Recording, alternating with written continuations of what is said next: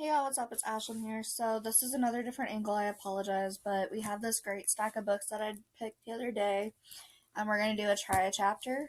So with these being old books, I should be able to get through these. This one right here is 1986. And so I figure we could read them together, at least the first chapter, to see if we're going to actually keep reading or not. And the first chapter is, and I will be reading it to you. The first chapter is 14 pages, but it's a small mass market paperback. So, that being said, I'm gonna get a little comfy here and just do this. Okay, ready? I am. I was like total booty, but it's okay. There is no place for a body in the little office at the back of my bookstore, not even mine. With a concerted effort and a great deal of grunting and shoving, I have managed to squeeze in a small wooden desk, 2 chairs, and a dented filing cabinet with 2 drawers. That left very little floor space, but it did give me a place to pretend to do the necessary managerial duties. I love books. I hate bookkeeping, except in a whimsical sense. The Book Depot is in a renovated train depot, hence the uninspired but accurate name. The red brick building was the focal point of the town until the late 1940s, when the last passenger train rumbled into the sunset. After that, it was used by the railway agents who dealt with occasional freight trains. Those two finally found another route, and the building was abandoned. A white-haired elf named Grimaldi bought the building when the final train withered on the track. He spent what money he had for remodeling, then ordered the inventory, put up a sign, and promptly fell dead with a stroke. Miss Grimaldi sold me the store on her way to Florida. Now it is mine, and like a marriage, the relationship is not dependable, but I love the musty corners, the flaking plaster, and the memories of a happier time. I have always known that I ought to own a bookstore, if only to have access to a satisfactory source of books. The cramped office goes with the job. It must have provided some comfort to the shivering agent, since the boiler rarely did. The boiler is still with me, but I have contemplated a divorce. I was sitting in said office, surrounded by ledgers and stacks of invoices, as I tried to arrive at a quarterly tax estimate that would fall somewhere between despair and credibility, when the bell above the front door tinkled. Tinkled? That's weird. I abandoned the grim figures and went to the front of the store. Mildred Twiller hesitated in the doorway, twisting a bit of Irish lace in her hand. "Claire, I need to speak to you, if you're not too busy." Her voice tinkled like the bell above her head, delicate yet impossible to ignore. I studied her nervously. Mildred reminds me of a snowman made of marshmallows, superficially soft but with a core of ice. She is short and sweet, with small round eyes and a ladylike mouth, carefully outlined in red. 2 patches of pink had been brushed onto her alabaster cheeks. She was wearing a fluttery linen dress that murmured money to those who listened to such things, a large brimmed hat, and her signature and collection of bright silk scarves. She looked as if she were a silver-haired gypsy with a hefty income. "Wonderful," I said, despising my weakness for the woman. "She and I are from different worlds, but I like her." I brushed a layer of dust off my faded jeans and said, "Come on back to the office and we'll have coffee while we talk." "I really don't want to interrupt you," she said in a self-deprecatory voice. "You must be terribly busy. I simply wanted to let you know that my newest book will be out in a few weeks." She resisted an urge to peer away, but I could see the inner struggle. "No, I can use a break, Mildred. The coffee is already made. Come on back and sit down for a minute." We went to the office. Mildred looked at the chair uneasily, no doubt wondering if there was a tactful way to dust it with her handkerchief. I poured the coffee, handed her a mug, and perched on the corner of the desk. Like Macbeth, I sensed trouble. "I was hoping you might have a little reception when the book arrives. I'll supply the refreshments, naturally, and the invitations. I simply don't think it quite nice for me to have a party honoring me. People might think I was being a teensy boastful." I pretended to consider it for a minute, then shook my head in a show of regret, which I felt not one little bit. I'd love to host the reception, Mildred, but I really don't have enough room for a horde of people. Why don't you have the reception on campus? That way, no one would have to be left out, and I've always felt it vital to help my friends. It's clear to Douglas and me that your little store isn't doing very well these days. We feel responsible for you, dear, and I am willing to limit my guest list to allow for the available space in order to help you. How will your reception help me? I said. In a reasonable voice. Not that Mildred had ever swayed by reason. In her unassuming way, the woman could withstand a hurricane or an earthquake. I told myself that I had better start thinking about rearranging the book racks in the front of the store. Everyone will attend the reception. A bookstore must have customers, and this will give people a chance to see how charming the book depot is. It will help quite a bit. I don't handle romance fiction, I said in what I knew was a futile attempt to avert the inevitable. Custer waving at the Indians, Ahab reading a blubber recipe.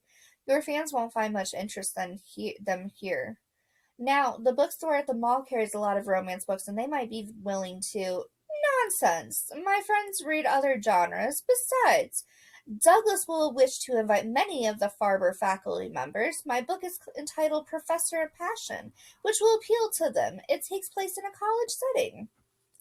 I'm sure it's quite wonderful, Mildred, but I don't think a Sunday afternoon would be preferable, she said. She dug through her leather purse and pulled out an appointment book.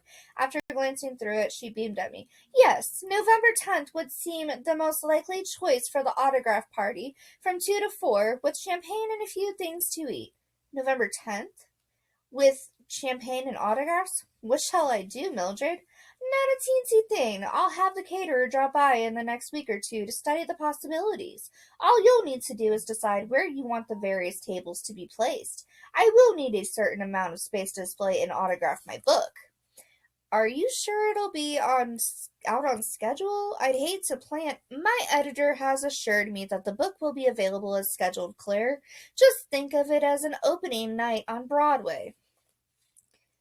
Leaving me to ponder the image, Mildred Twiller swept out of the office. Seconds later, the bell tinkled and I was alone again. I leaned back in the chair to study the cracks in the ceiling. Where had I lost control of the situation with Mildred?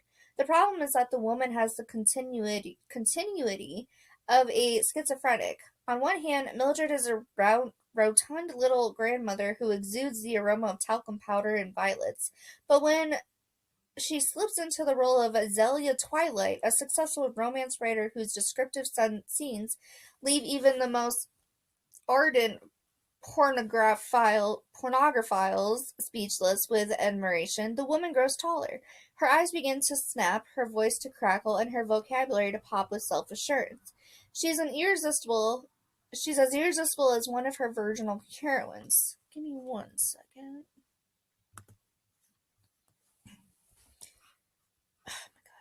All these ads that pop up now. After a few scowls at the ceiling, I dove back into the ledger to see if the figures had improved in my absence. My fairy godmother had failed to work on them, and they still looked a shade gaunt. Although my income rarely delights my accountant, my daughter Karen and I managed to manage. I am incredibly happy with the store, moderately happy with my drafty old apartment, and somewhat happy with Karen, when she's behaving like a human being rather than a pubescent tragedy. 14 is a difficult age. Karen has turned it into a well-staged melodrama.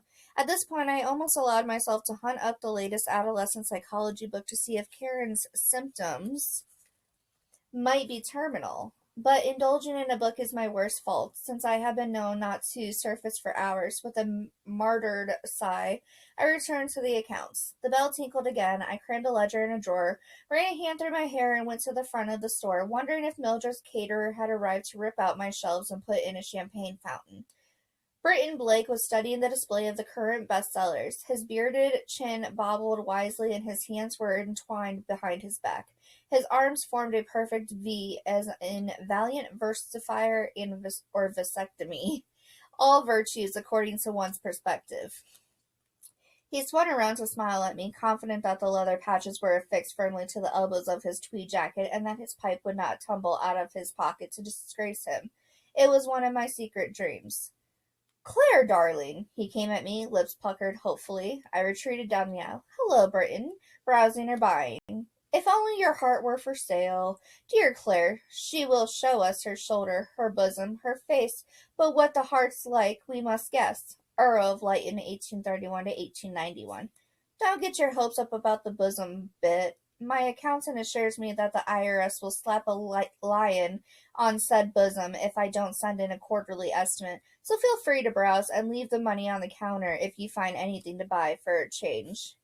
Now the maligned schoolboy Britain put his hand on his heart. I came by with the most honorable of intentions. The Student Film Society is showing a delightful little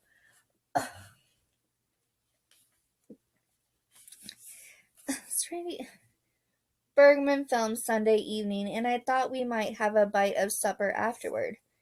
In the corner bistro? Faberville rolls up the sidewalk at 10 o'clock, earlier when the Farber students have been exposed to something as risque as a foreign film. Farberville can deal with X-rated movies, but films? Ha! Your logic is unassailable, as always. Since there is no bistro for a late supper, we can retire to my lodgings for a nibble or two. His leer was laden with suggestion.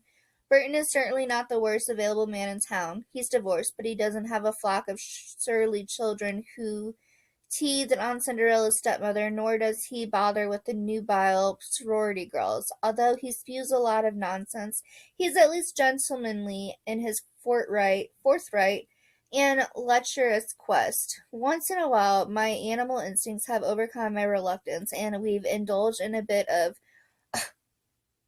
amorous frivolity.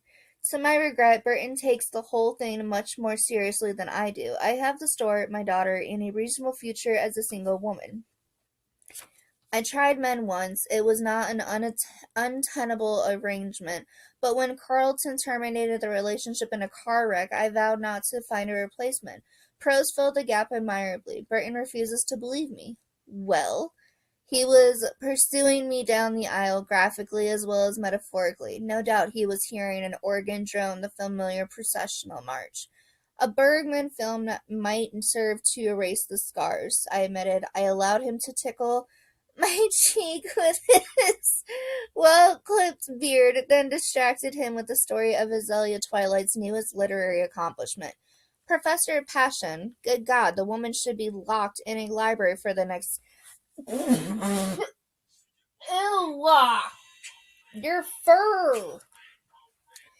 Decade to discover the essential truth of literature. Have you actually read any of her, and I use the word in the loosest sense, work? We went into the office. After I handed him coffee, I sat down behind the desk. I did read a couple, since Karen has every last one of them. What amazes me is that sweet little Mildred Twiller has such unbelievable fantasies. I don't believe people can actually do some of the contortions she describes in loving detail, much less enjoy it at the same time. She knows more erogenous zones than I do time zones. The underlying question is, can you by any stretch of the imagination see Mildred and Douglas engaged in her pet erotica? Even in the name of literary research, I fail to find Mildred quite that inspirational. Under Mildred's floppy hat lies one of the most creative brains in the category fiction market. She has told me that when nearing one of her sensual scenes, she opens a bottle of wine, surrounds her typewriter with candles and roses, and just lets herself flow with the sexual tide. The image boggles my mind. Burton gave me an innocent smile. Why don't we try out some of Mildred's ideas, simply to prove the impossibility of having one's tongue in more than 2 or 3 places at the same time? Then, if we arrive at any conclusions, I can publish a scholarly article refuting her more descriptive passages. I can see the article in Literary Dialogue. You could title it An Exploration of the Erotic Premise of an Anatomically Improbable Coitus in the Later Works of Azalea Twilight. Burton glanced at his watch, then stood up and realigned the creases in his pants. As distasteful as it seems, my graduate seminar on Elizabethan poetry requires my immediate attention. Shall we begin the research this evening?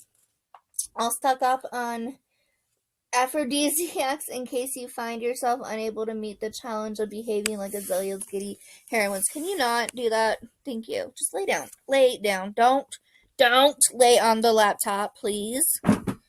You are so rude. Did you guys hear that? She's so rude. Bergman is okay, but don't buy any powdered rhinoceros horns for me. Karen is having Inez over to study, and I dare not leave them alone for more than a few hours. Have they been reading Azalea Twilight's how-to manuals? Manically night and day. Between the two of them, they have 2 complete sets. They have memorized some of the more significant passages and sit around the living room quoting to each other. It unsettles me at the very least. Burton made a few more lazy attempts to corner me, then left to take out his frustrations on the hapless graduate students waiting in the English building. I stood in the doorway and watched him walk the few blocks up the hill to the campus. When he was out of sight, I shifted my attention to the Farber students crowding the sidewalk in front of my bookstore. I reminded myself sternly that more than 15 years had slithered by since I was an undergraduate, although at 38 one is supposed to embrace more conservative ideals. I rather wish the current students might show some faint flicker of spirit. It is only an idle dream. We had the Vietnam War to bring us together. They have only the threat of unemployment. The nightmare of not being able to afford designer clothes and designer houses keeps them in line. Farber students protest the dearth of fall interviews with prospective employers. Nuclear bombs and third world famine leave them cold. Enough of the soapbox. Of the 6,000 students at Farber, maybe one will turn out to be a leader of the underprivileged, a spokesman for equality, a champion of civil rights. After all, they can't all find jobs as advertising executives and philosophy instructors. Farber is a provincial liberal arts college. The recruiters have been known to ignore it during lean years. I spotted a familiar figure jogging down the hill, holding a steady path in the middle of the sidewalk, despite the crowd. Nary a student would dare impede the progress of Douglas Twiller, M.A., Ph.D., holder of the Thurber Farber Chair of Literature, etc., etc., not to mention husband of Azalea Twilight, which he actually didn't mention too often. Of course, his wife's books pulled in well over $100,000 a year, by no means literary peanuts. They paid for the Mercedes, the servants, the mansion to keep the servants busy, and Douglas Twiller's designer jogging shoes. It would be churlish to belittle the typewriter that lays the golden egg. Douglas went into the store without losing a beat, bouncing from foot to foot like a child in need of a potty. He gave me a broad wink. Hi, Claire. I regarded him with the same wariness I do his wife. Douglas is a virile specimen for his 50-odd years. He has a trim beard, modestly long hair flecked with gray, a hard body, a boyish grin. Quite a combination for an English professor, as his distaff students are inclined to giggle in the sanctity of the sorority houses. He insists on teaching at least one undergraduate course every semester, claiming that it helps him keep his teaching skills honed. Campus gossip attributes other motives. Hello, Douglas. Would you please stop hopping about like that? It ages me to see all that perfectly good energy being wasted. Ugh, starting to freaking fur is in my mouth. On me, in my mouth. Sorry. I can think of other ways to expand energy, Claire. I'm sure you can. Please do not elaborate on them. On the theme.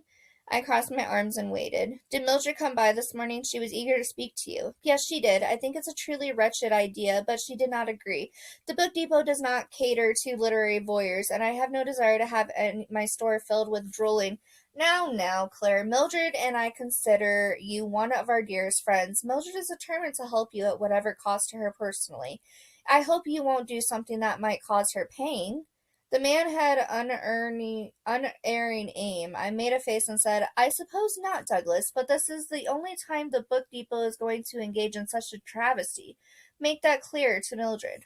To Mildred, yes. To Azalea Twilight, who knows? He started the sneakers pounding, gave me a wink, and jogged out the door. A huddle of students leapt out of his way as he started back up the hill toward the campus. The Douglas Twillers of the world teach classes in sweatsuits, drink jug wine at student parties, and generally break every written and unwritten rule of conduct But as their deans know very well, they do publish often in prestigious journals, and that's what matters.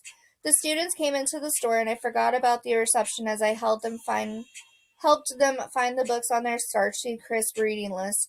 Douglas Britton and several other of the English faculty feel some misguided obligation to take care of their departed colleague's widow even after 8 years. I would object if I had a more reliable source of income, but you can't buy wine with food stamps, so I accept the business as graciously as possible. I dealt with the students, even managing to sell one of them a book that was not on his reading list. A triumph. I crowed silently as I returned to the ledger. At 7 o'clock, I closed the store. I walked up the hill. Karen and I have the top floor of an old house that sits across the street from Farber College's most famous landmark, Farber Hall. Although the health inspector condemns it on a semi-annual basis, it still houses the English department in 2 floors of damp, cold classrooms. Carlton's office was on the 4th floor, and he used to joke about the building collapsing under his feet. He should have worried a little more about chicken trucks and icy pavement. I checked the mail and eased open the front door. The ground floor was inhabited by yet another member of the English faculty. I had had enough contact with the group for the day, but apparently the gods were having a dull time on Olympus. Claire! I stopped, one foot dangling above the step, and turned around reluctantly to meet two militant eyes under a cap of black, cropped hair. She wore a khaki army jacket, baggy pants, and a t-shirt with a message about the role of men in today's society. It was obscene. "What's up, Maggie? Is it true?" If words had physical substance, hers would have splintered into 1,000 shards. "Is what true, Maggie? Is it true that the Book Depot is sponsoring a reception for Azalea Twilight's newest bit of sexist garbage?" In a manner of speaking, yes. Mildred didn't phrase it quite like that, however. Maggie's nose turned red and she began to huff. When it became clear that she was incapable of verbalizing her displeasure, I added, "If you were planning to ultimately blow the house down, I'd appreciate a chance to move out a few of my cherished possessions and perhaps my daughter." Maggie Holland is the president of the Farber Women's Organization, which periodically issues statements condemning whatever offends them. They picket once in a while, their beady faces shining with indignation and their arms locked in sisterhood. I approve of their sentiments, although they have been known to be a shade tedious in their demands. I don't want to play football, nor do I feel equality extends to urinals in the ladies' room. At last Maggie found her voice. "I must say that I am appalled at you, Claire Malloy. You are aware that romance fiction proliferates the sexist tenet that a woman's single goal in life is to attach herself like a leech to some arrogant bastard who— I'm doing a favor for Mildred. If you don't approve of the book, make your statement clear by not attending the reception. Stay home and sulk. Read a pamphlet. Refuse to wash the dishes for the next month." Maggie's mouth tightened and her fingers dug into the door jamb until I could almost feel them. "As leader of the FWO, I cannot overlook this, Claire. We have a moral obligation to eradicate this vile literature. I'm not sure the FWO has the kind of impact on the New York publishing houses, Maggie," I said. I started back up the stairs, tired of the whole thing. "We're going to demonstrate," Maggie yelped. "So demonstrate," I yelled back without stopping. I went upstairs, unlocked the door, then slammed it several times and stomped across the living room. "Maybe Maggie's high-light fixture will fall on her head," I hissed to myself. I barely stopped myself from slamming the refrigerator door closed. Karen's head popped up from behind it, waving a half-eaten carrot at me. She said, "Mother, if you engage in coitus interruptus, are you still technically a virgin?" And that was only the beginning. So that's the first chapter, and it sounds really good, actually. There are a lot of, big words in there, though, which is insane to me. But, definitely going to put it in the pile of the books that I do currently want to read. Now, give me a second, because my cat knocked over all the other ones. I don't even know what order I have these in, but, yeah. My cat's an asshole. Alright, next we have Brooklyn Girls, Life Begins at 22. This is Cora? Coco. Okay, so this one doesn't have much. This is from copyright 2015, right? Yeah, this is from 2015, so this one's still kind of old too. It says for everyone, and this one is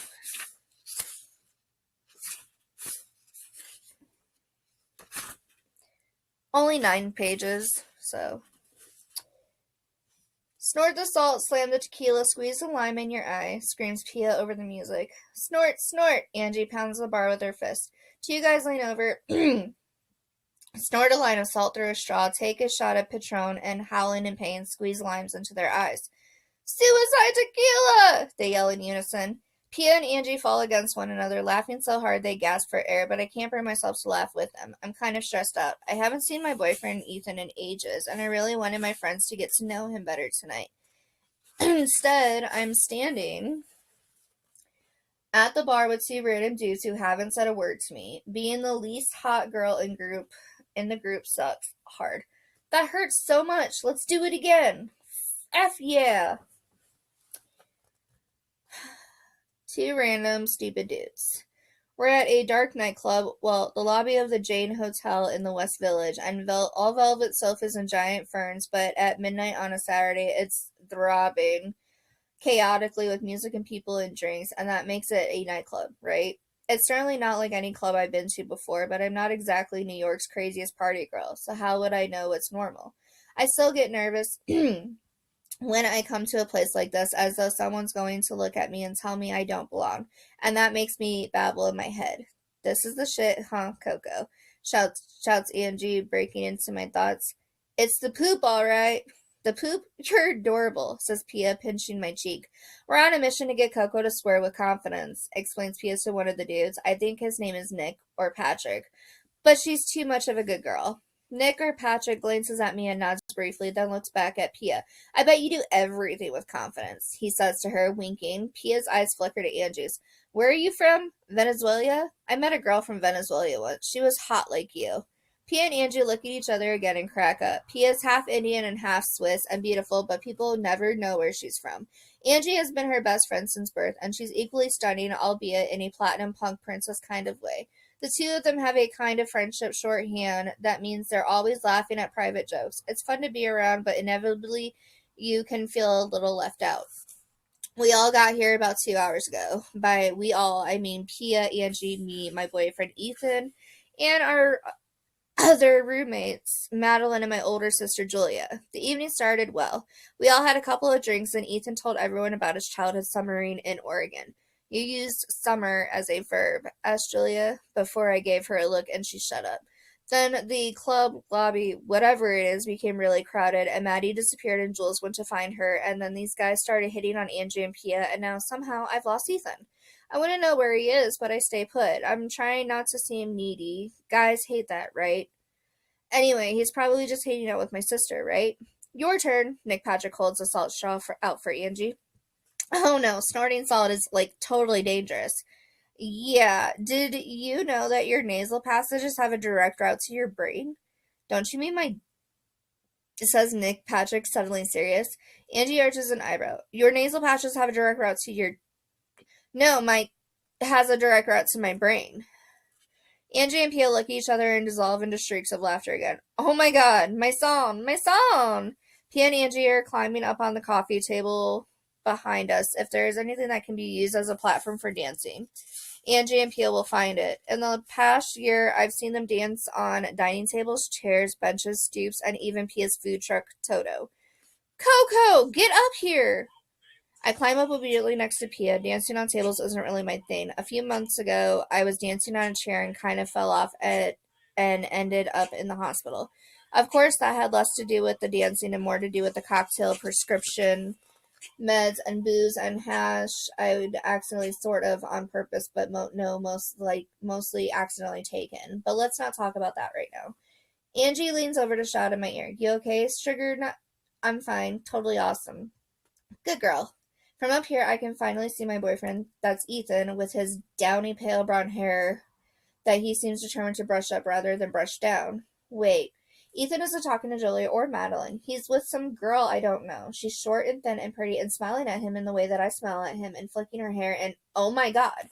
I feel my heart miss a beat as I see my boyfriend, lean into her, grinning, trace his fingers slowly down her cheek, and oh my gosh, he's kissing her. Ethan is kissing her, not me, her. My stomach flips over so fast that I lose my balance, falling face first to the floor. Please tell me I didn't just fall off a coffee table in a crowded nightclub. Please, please, please, please, please, please. I just want to hide right here and not get up ever. Maybe I could roll under the coffee table and live there. It would be so nice and quiet. But before I can settle in for life, Angie and Pia pull me up. Pia is laughing. Coco, killer moves. I scan the crowd trying to see Ethan, but the place is too busy. Are you on something again? Angie peers into my pupils. No. No. Not again. I wouldn't. Are you sure? Totally sure. I just lost my balance. And I have to pee. Do you want us to come with you, Lady B? Asked Angie. No. I know how to pee. I've been doing it for, years. I feel sick. The bathroom is full of girls, all gossiping, preening, and laughing. I push my way into the only empty stall, locking the door behind me, and sit down on the toilet. My breath coming in stops and starts. I land on my knees, staring at my feet, trying to calm down. I hate these shoes. They're my work shoes. I only wore them because I hate all my other shoes more. My boyfriend is cheating on me. My chest hurts. I can't breathe. How do I deal with this? What do I do now? Seriously, what am I supposed to do? One of the other assistants at the preschool where I work introduced us a few months ago, and Ethan seemed, really great. I didn't, fall for him immediately or anything, but he has a good job, and he seemed nice and all that, and he asked me out. Me. And my family, Julia and my father, said he sounded great, so I went out with him. But then I started caring about him because that's the kind of person I am. Plus, it's way easier to be 21 and living in New York City if you have a boyfriend. I don't know why, it just is. Ethan is someone I can hang out with when my friends are busy. If I'm feeling lonely, I can text him. We go to the movies together. He just makes me feel secure. Or he did. Who the hell is that girl anyway? How dare she kiss another girl's boyfriend as though it's a totally okay thing to do? But maybe, oh gosh, maybe he didn't tell her he had a girlfriend. And it looked like he was kissing her first, not the other way around. Breathe, Coco, breathe. The last time I felt like this was at prom, when I found out Eric, the guy I had been crushing on, lusting after, pining for, seriously, just pick a verb, you know what I mean, had just slept with my now former best friend. I liked him for so long, it was like being punched, and then, no, actually, I can't talk about Eric right now, I can't even think about him, I'll get even more upset. And now Ethan is cheating on me. My first real boyfriend ever. I'm such a loser. If I was like Pia or Angie or any of the other girls, I would unlock the toilet door, walk back out there, right up to Ethan and slap him, yelling, how dare you cheat on me? Or, it's over, mother effer, yippee-ki-yay. But I can't. I'm not like them. I'm too scared of doing something I can't undo. Anyway, all I really want to say is, how can you treat me like this when I'm always so nice to you? No, really, why couldn't he just be nice to me? I'm so nice to him. I iron his shirts whenever he sleeps over, and I read the books he suggests, and when I make him dinner, I send the leftovers home with him in a Tupperware container for work the next day. Tonight, I even got him to come out with my friends by offering to pay for everything, which was fine, really. No, it's not. It's not fine. Great, now I'm hearing things. Maybe I really am crazy. No, you're not. You're perfect, and you're better than this. My eyes narrow as a tiny fire sparks deep inside me. I am better than this. I don't deserve this kind of bullshit. I'm going to kick his ass. But as I walk out of the toilet cubicle ready to get back out there and confront Ethan, Madeline bursts into the bathroom. She's half half dragging my big sister Julia, who has puke running down the side of her face. She's hammered. With a high-pitched chorus of ews, the other girls in the bathroom part, scattering like a lip-glossed Red Sea. Coco! Her long hair swishing behind her. Thank God, Jules just barfed on a sofa. I am allergic to vodka and cranberry juice, Julia enunciates slowly. Everyone is allergic to vodka and cranberry juice if they drink 9 of them. Madeline splashes water on Julia's face. Coco, paper towels? This is unusual. Julia is probably the most sensible one at Brookhaven. She's not the one who gets out of control drunk. She just works long hours in her entry-level position in an investment bank and saves 25% of her salary. Seriously, who does that? And talks about M&As and AUMs and DDMs and other confusing acronyms. That's it. Madeline is a quiet, skinny accountant, Chinese-American obsessive about 2 things, working out and Spectre, the band she sings with. Angie is naughty and sarcastic always. She works in fashion. Pia is a party hard drama queen. She runs a small food truck empire. Me, I don't know. I work as an assistant in a Brooklyn preschool. I like to read and bake. The good one. I'm the good one. Coco, towels. I grab a huge fistful of paper towels from the dispenser just as Jules flops forward and starts vomiting in the sink.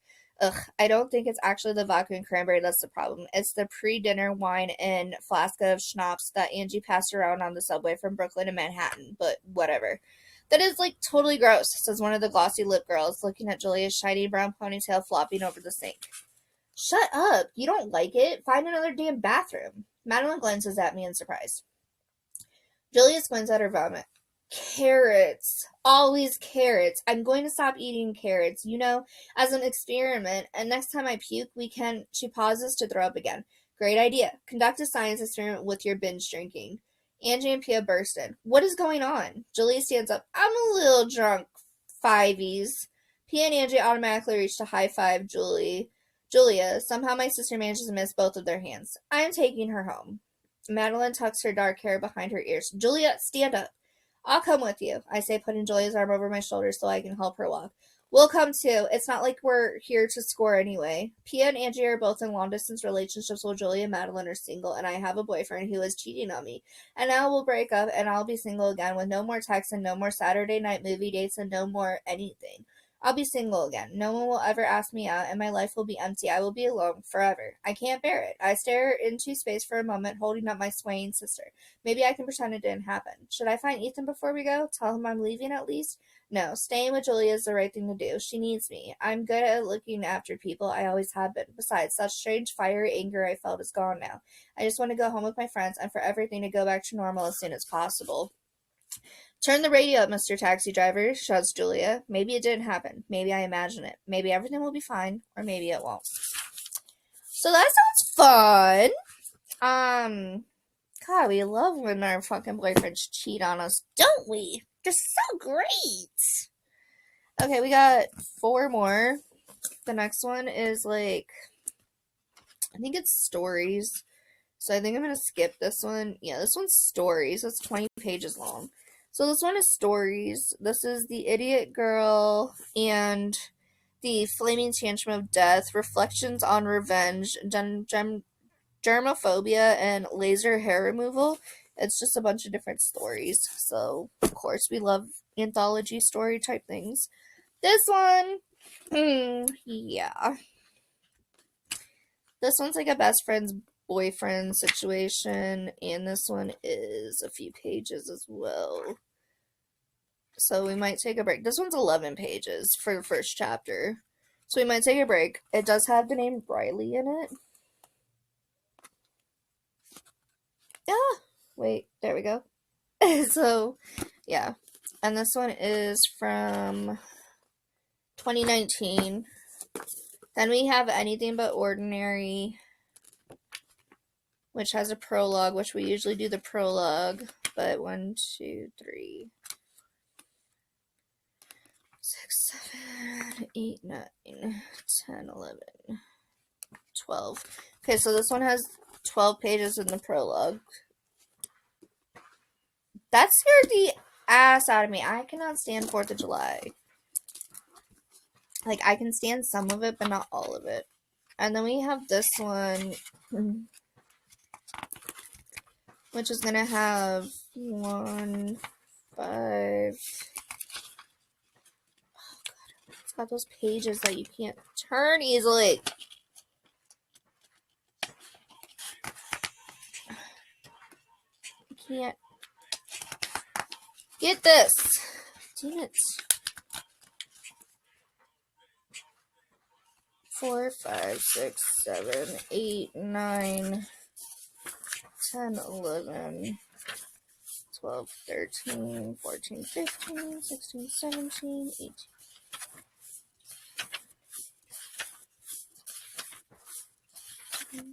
29, 30, 31.